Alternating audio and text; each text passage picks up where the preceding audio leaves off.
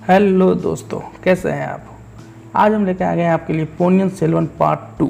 उम्मीद है आप लोगों ने पार्ट 1 जरूर देख लिया होगा। अगर नहीं देखे हैं तो नीचे डिस्क्रिप्शन में लिंक दिया हुआ है, पहले जाके पार्ट 1 जरूर देख लें, तभी आपको पार्ट 2 समझ में आएगा। पार्ट 2 शुरू करने से पहले कुछ बातें हैं जो पार्ट 1 में रह गई थी, जिसके लिए हम लोग इंतज़ार पार्ट 2 का कर रहे थे। उसमें 3 बातें था जो हम लोग जानना चाहते थे कि आखिर उसका हुआ क्या। पहली बात, चोल साम्राज्य में जो भी षड्यंत्र चल रहा था उसका क्या हुआ। दूसरा, आदित्य और नंदिनी का लव मैटर जो चल रहा था उसका क्या होगा, दोनों साथ अंत में साथ होंगे या नहीं। और तीसरा, जो सबसे मुख्य था, पोनियन सेल्वन को लाने के लिए जो जहाज़ गया था, लौटने के समय जहाज़ सहित पोनियन सेल्वन डूब जाता है। अब यहाँ पे ये क्वेश्चन उठता है कि पोनियन सेल्वन डूब तो गया, लेकिन वो मर गया या बच गया। पार्ट 1 में यही 3 चीज़ था जिसको जानने के लिए हम लोग आज पार्ट 2 पे आए हैं। तो चलिए शुरू करते हैं पार्ट 2। पार्ट 2 के शुरुआत में हमें दिखाया जाता है कि जो पोनियन सेल्वन जहाज़ सहित डूब गया था, लेकिन उसकी लाश नहीं मिली थी। उसी के लाश को ढूंढने के लिए पांड्यन हथियारे जगह जगह उसे ढूंढ रहे होते हैं। पांड्यन हथियारों का कहना था कि जब तक पोनियन सेल्वन की लाश को नहीं देख लेते हैं तब तक हम उसे मृत घोषित नहीं करेंगे, तब तक हम उसे मरा हुआ नहीं मान सकते हैं, और जब तक हम उसकी लाश को नहीं देखते तब तक हम वीर पांड्यन का बदला पूरा नहीं मानेंगे। इधर सम्राट के लोग भी पोनियन सेल्वन की लाश को ढूंढ रहे होते हैं, लेकिन लाख कोशिशों के बाद भी पोनियन सेल्वन की लाश नहीं मिलती है। तभी हम देखते हैं कि समुद्र तट के किनारे पर्वतेश्वर और उसकी पूरी सेना यह इंतजार में रहती है कि कोई पोनियन सेल्वन की लाश को लेके आएगा। लेकिन तभी एक खोजने वाला सैनिक जब वापस लौट के आता है और वो बताता है कि पोनियन सेल्वन की लाश उसे नहीं मिली, तब सभी निराश हो जाते हैं। और नंदिनी भी उसी तट पर रहती है, जो उससे पूछती है कि क्या सही में पोनियन सेल्वन उसके वापस आने वाले नाव पे नहीं है, जिस पे वो कहता है कि नहीं, वो नहीं है। तब नंदिनी कहती है कि मैं तुमसे अकेले में मिलना चाहती हूँ कुछ बात करने के लिए, जिस पे वो सैनिक उसकी सुंदरता देख के मोहित हो जाता है और उससे बात करने के लिए चला जाता है। उसके बाद जब वो सैनिक नंदिनी से अकेले मिलने जाता है, तब नंदिनी कहती है पोनियन सेल्वन की लाश को ढूंढो, क्योंकि सभी लोग कह रहे हैं कि उसकी मौत का जिम्मेदार हम हैं। तब सैनिक कहता है कि कोई नहीं कह रहा है, कौन कह रहा। तब नंदिनी कहती है कि कह रही है रानी कंदवी। उसके बाद नंदिनी उससे कहती है कि तुम आदित्य करिकालन को किसी भी तरीके से मुझसे अकेले मिलने के लिए तैयार कर लो, जिस पे वो सैनिक कहता है कि ठीक है, मैं आदित्य करिकालन को तुमसे मिलने के लिए ले आऊँगा। जिसके बाद हम देखते हैं कि मधुरांतकन शिव भक्तों की एक बड़ी सी सेना बना रहा होता है, जिससे कि वो चोल साम्राज्य पे राज कर सके। वहीं पे राष्ट्रकूट के और भी राजा लोग आ जाते हैं, जो कि मधुरांतकन को कहते हैं कि हम लोग मिल के लड़ेंगे और आदित्य करिकालन को हरा देंगे, तभी आप जाके चोल साम्राज्य पे राज कर सकते हैं। जिस पे मधुरांतकन कहता है कि मैं ये कैसे मान लूँ कि तुम मेरा साथ दोगे। जिस पर राष्ट्रकूट के राजा कहते हैं कि मैं आपको विश्वास दिलाने के लिए मैं अपनी पुत्री से का विवाह आपसे करा दूंगा। जिसके बाद हम देखते हैं कि पोनियन सेल्वन जब समुद्र में डूब गया था तो उसे एक बूढ़ी औरत ने बचा लिया था और बचा के उसे नाव के ऊपर ले आए थे, लेकिन वो काफ़ी बीमार रहता है, वो चल फिर नहीं पाता, जिसके लिए यंदिदेवन उसे नाव के द्वारा कहीं ले जा रहा होता है छिप छिपा कर, ताकि उसे पांड्यन के हथियारे लोग देख न ले। तभी हम देखते हैं कि कुछ दूरी पे पांड्यन के हथियारे भी नाव से पोनियन सेल्वन की लाश को ढूंढ रहे होते हैं और वो भी वहाँ आ जाते हैं। इसे देख के यंदिदेवन जल्दी से पोनियन सेल्वन को छिपा देता है और वो उनके सामने चला आता है, जिसके बाद उन दोनों में लड़ाई होने शुरू हो जाती है। काफ़ी मारपीट होने के बाद भी यंदिदेवन को बंदी बना लिया जाता है। जिसके बाद हम देखते हैं कि पोनियन सेल्वन को बौद्ध मठ में ले जाया जाता है, जहाँ उसका उपचार होना शुरू हो जाता है। जिसके बाद हम देखते हैं कि वही सैनिक जो नंदिनी के पास गया हुआ था मिलने, वही आदित्य करिकालन के पास जाता है। तो जिससे आदित्य करिकालन उससे पूछता है कि क्या तुमने पोनियन सेल्वन की लाश को देखा। तो वो कहता है हाँ, मैंने देखा कि पोनियन सेल्वन जहाज सहित समुद्र में डूब गया था।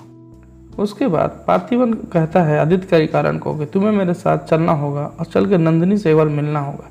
जिस पर आदित्य करिकालन उस पर काफ़ी गुस्सा होता है, लेकिन वो बाद में तैयार हो जाता है। जिसके बाद हम देखते हैं कि नंदिनी और पांड्यन हथियारे एक भैंसे की बलि दे रहे होते हैं, जहाँ पे सभी लोग मौजूद होते हैं। तभी नंदिनी की नज़र बंदी बने यंदी देवन पे पड़ती है, जो यंदी देवन के पास जाके मिलती है और उससे पूछती है कि तुम्हारा ये हाल कैसे हो गया।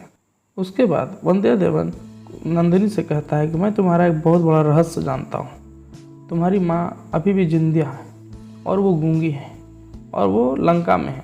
इस पे नंदिनी कहती है कि अगली बार जब तुम उनसे मिलना तो उन्हें मेरे पास ले आना। जिसके बाद वंध्या देवन को छोड़ दिया जाता है और उससे रात में मिलने के लिए नाम्बी आता है, जहाँ पे नाम्बी को कहता है कि मैं जा रहा हूँ रानी से मिलने।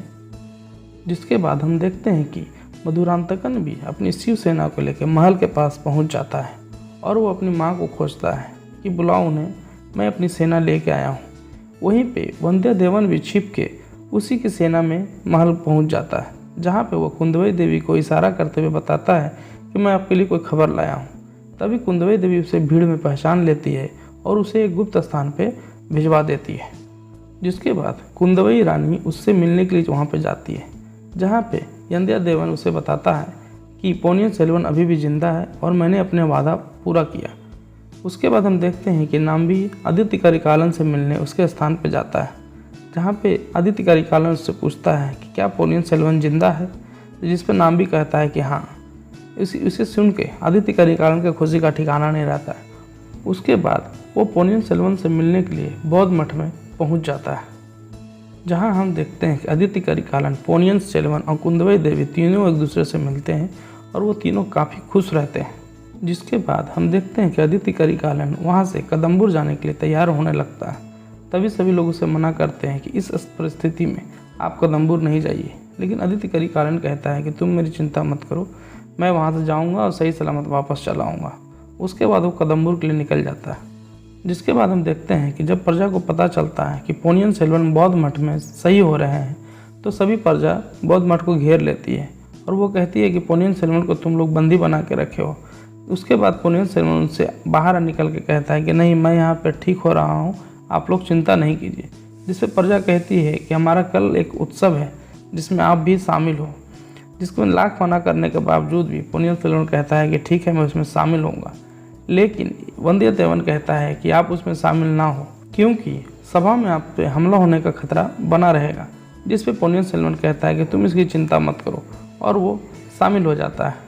जिसके बाद हम देखते हैं कि उस उत्सव में पोनियन सेल्वन पे हमला भी होता है, जिस पे किसी भी तरीके से पोनियन सेल्वन बच के तंजौर के लिए निकल जाता है। जिसके बाद हमें दिखाया जाता है कि रानी कुंदवई सम्राट से यह सवाल पूछती है कि जब पोनियन सेल्वन समुद्र में डूब गया था तो उसे एक बूढ़ी औरत ने बचाया, जो कि गूंगी भी है। क्या आप इसके बारे में जानते हैं? जिस पर सम्राट सुन के बहुत आश्चर्य होता है। वो कहता है कि वो गूंगी औरत मर चुकी थी, लेकिन कुंदवई कहती है कि वो कौन थी। जिस पर सम्राट उसे सारी बात बताता है, लेकिन कुंदवई के बार बार पूछने पे सम्राट उसे बताते हैं कि उसका नाम मंदाकिनी था, जो कि उसे लंका में मिली थी। लेकिन वहाँ से वापस आने के बाद तंजौर में वो अपनी अर्थव्यवस्था में इतना बिजी हो गए कि वो उससे फिर मिल नहीं पाए, जबकि सम्राट उससे वादा करके आए थे कि वो वापस ज़रूर आएंगे। लेकिन जब उसने अपने सैनिक को एक बार उससे मिलने के लिए भेजा तो पता चला कि वो मंदाकिनी समुद्र में डूब के मर चुकी थी। जिससे कुंदवई को यह शक हो जाता है कि नंदिनी कहीं उसकी बहन तो नहीं है। जिस पे वो महल की रानी से जाके सवाल पूछती है कि क्या नंदिनी मेरी बहन है। जिस पे रानी कहती है कि नहीं, सम्राट के लौटने के 2 साल बाद मंदाकिनी गर्भवती हुई थी, तो तुम्हारी वो बहन कैसे हुई। तब जाके कुंदवई को शांति मिलती है कि चलो सब ठीक है। जिसके बाद हमें दिखाया जाता है कि कदम्बुर में एक मीटिंग चल रही होती है, जिसमें आदित्य करिकालन भी होता है, जहाँ पर आदित्य करिकालन सबको बताता है कि तुम जो सोच रहे हो वो सब हमको पता है, लेकिन ये कैसे होगा ये तुम मुझे बताओ। तब सभी लोग कहते हैं कि आप ही बताइए। जिसमें आदित्य करिकालन कहता है कि मैं सारा राजपाट मधुरांतकन को दे दूंगा, लेकिन उसके बाद मेरी सेना मेरे साथ ही रहेगी और कावेरी नदी के किनारे मैं जितने राज्य को भी जीतूंगा वो सारा राज्य मेरा होगा। जिस पे सारे मंत्री लोग तैयार हो जाते हैं। जिसके बाद हम देखते हैं कि पांड्यन हत्यारे तंजौर के महल में भी किसी तरीके से छुप के घुस जाते हैं, लेकिन उसे छुप के घुसते हुए मंदाकिनी देख लेती है, जो कि वो भी उसके पीछे पीछे सुरंग में चली जाती है। उसके बाद हम देखते हैं कि पोनियन सेल्वन अपने हाथी पे बैठ के तंजौर महल पहुंच चुके हैं, जहां पे जब सैनिक लोग देखते हैं उसे तो काफ़ी खुश होते हैं और कहते हैं कि महल के सारे दरवाजे खोल दो। उसके बाद हमें दिखाया जाता है कि जो गुप्त रास्ते में पांड्यन हथियारे छिपे हुए थे राजा को मारने के लिए, उसे एक सुराख मिल जाता है जहाँ से राजा का कक्ष साफ दिखाई देता है और वो चाहते हैं कि वो वहीं से उन्हें मार देंगे। उसके बाद हम देखते हैं कि मंदाकिनी भी उन लोगों को देख लेती है। उसके गूंगी होने की वजह से, उसकी आवाज़ के डर से सभी सैनिक लोग वहाँ से भाग जाते हैं। तब देखते हैं हम कि मंदाकिनी उसी सुराख से महल की तरफ घुस जाती है। उसके बाद वो ऊपर चढ़ के राजा के कक्ष में चले जाती है। तभी हम देखते हैं कि राजा देखता है कि कोई आसपास है, तो वो पूछता है कि कौन है। तब मंदाकिनी बाहर निकलती है। उसे राजा देख के काफ़ी आश्चर्य होता है। तब तक मंदाकिनी ऊपर आती उसी समय पांड्यन हथियारे लोग ने, जिसके बाद जैसे ही पांड्यन हथियारे तीर चलाते हैं उसी समय मंदाकिनी उसके सामने आ जाती है, जिससे तीर जो है मंदाकिनी को लग जाता है और वो ज़मीन पर गिर जाती है, जिसे देख कर राजा क्रोध हो जाता है और वो चिल्लाने लगता है। तभी हम देखते हैं कि इसकी खबर मंत्रियों को भी चल चुका होता है कि पांड्यन हथियारे सुरंग में जा चुके हैं। वो भी पीछे से आ जाता है, लेकिन वहाँ पे एक लेडीज़ जो होती है वो खुद को मार लेती है। तभी हम देखते हैं कि पोनियन सेल्वन राजा की चीख को सुन लेता है और वो दौड़ता हुआ राजा के कक्ष में जाता है, जहाँ देखता है कि मंदाकिनी गिरी हुई है। तब वो सारा मैटर समझ जाता है। फिर वो तलवार उठा के सीधा अपने पिताजी को बचाने के लिए वो कूद जाता है और सारे पांड्यन हथियारों को वहाँ पे मार देता है। जिसके बाद हम देखते हैं कि वंध्यादेवन और नाम्बी एक नाव से कहीं जा रहे होते हैं। तभी वो देखते हैं कि पांड्यन हथियारे महल के गुप्त रास्ते से कहीं महल के अंदर प्रवेश कर रहे हैं। तभी जाके वंध्यादेवन भी उन्हीं के पीछे पीछे वो भी गुप्त रास्ते में चला आता है, जहाँ कि वो देखता है कि पांड्यन हथियारे नंदिनी के सीधा कक्ष में पहुँच जाते हैं और वो नंदिनी को कहते हैं कि आदित्य करिकालन को आज ही मारेंगे। अगर आपसे हो पाएगा तो ठीक है, नहीं तो उसे हम मार देंगे।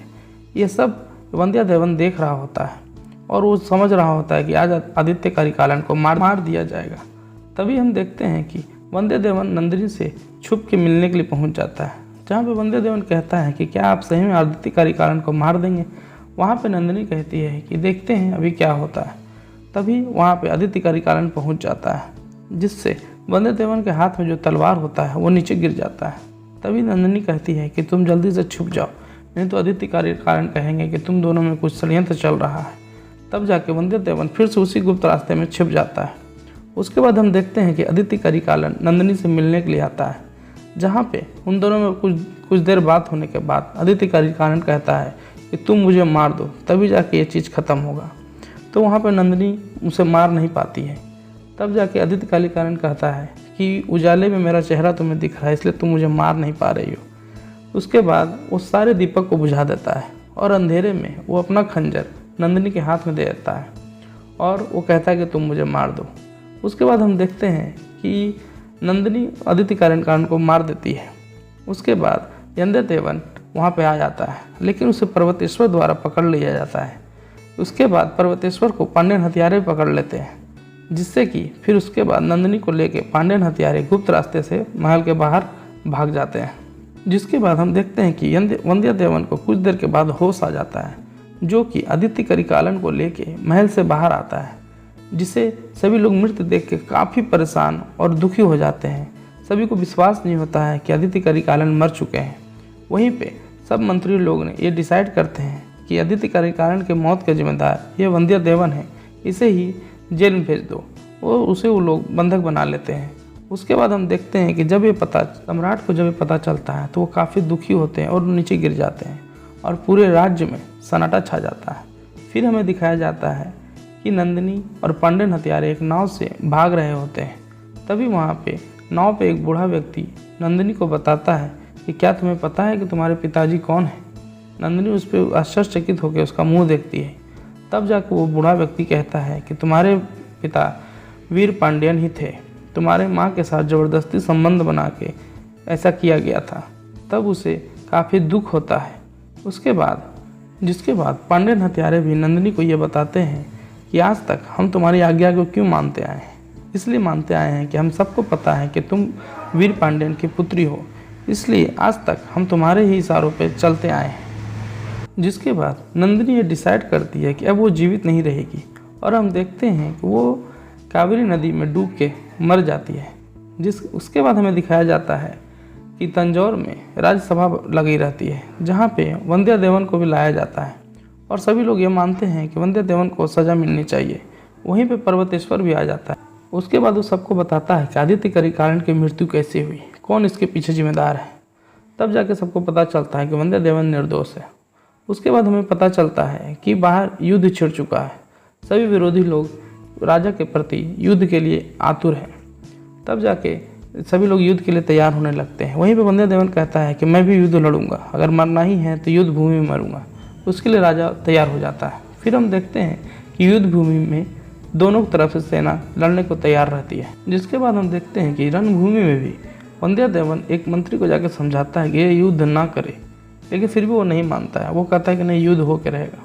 तभी सभी लोग फिर लड़ने को तैयार हो जाते हैं। फिर हम देखते हैं कि काफ़ी देर लड़ाई होने के बाद तंजौर की सेना युद्ध जीत जाती है और उधर के विरोधी लोगों को सबको मार देती है। उसके बाद हमें दिखाया जाता है कि पोनियन सेल्वन का राज्याभिषेक होना शुरू हो जाता है। जिसके बाद हम देखते हैं कि पोनियन सेल्वन का जैसे ही राज्याभिषेक होने लगता है, उसके सिर पर मुकुट चढ़ने लगता है। वो मुकुट को रोक देता है। वो कहता है कि अब हम राजा हैं, तो ये हमारी मर्जी होगी कि हम राजा बने अथवा ना बने, चाहे हम किसी को बना दें। उसके बाद हम देखते हैं कि वो मधुरांतकन को बोलता है कि आप राज्य करें, जिसमें मधुरांतकन कहता है कि नहीं, मेरी अपेक्षा काफ़ी बढ़ गई थी, मैं लालची हो गया था, मैं राज्य नहीं करूँगा। जिस पे पोनियन सेल्वन कहता है कि राज्य करना आप ही को होगा। जिस पे मधुरांतकन मान जाता है और राजा का जो मुकुट होता है वो अपने सिर पे पहन लेता है। उसके बाद हम देखते हैं कि पोनियन सेल्वन महावत बन के मधुरांतकन को हाथी पर बैठा के राज्य से बाहर लेके जाते हैं। इसके बाद हमें बताया जाता है कि आदित्य करिकालन की मृत्यु के बाद धूमकेतु भी आकाश से गायब हो जाता है। उसके बाद हमें यह भी बताया जाता है कि पोनियन सेल्वन एक विशाल नौसेना बनाता है, जो कि चोल साम्राज्य को समुद्र के पार भी विस्तार करता है। उसके बाद हमें यह भी बताया जाता है कि 14 साल बाद मधुरांतकन की मृत्यु के पश्चात पोनियन सेल्वन ने राज सिंहासन संभाला। उन्हें राजाओं के राजा राजराज चोल नाम से प्रसिद्धि मिली। रविदास और पांड्य हत्यारों को बंदी बनाकर उन्हें दंडित किया गया। 1010 ईस्वी में राजराज चोल ने तंजौर में भव्य बृहदंश्वर मंदिर का निर्माण किया। महान राजराज चोल के शासन में चोलों के स्वर्णिम युग का प्रारंभ हुआ। इसी के साथ पोनियन सेल्वन पार्ट 2 भी समाप्त हो जाता है। आशा है आप लोग को ये हिंदी एक्सप्लेनेशन पसंद आया होगा। अगर हमारे चैनल को पसंद आता है तो हमारे चैनल को लाइक, शेयर एंड सब्सक्राइब जरूर कीजिए। मिलते हैं आपको नेक्स्ट वीडियो में।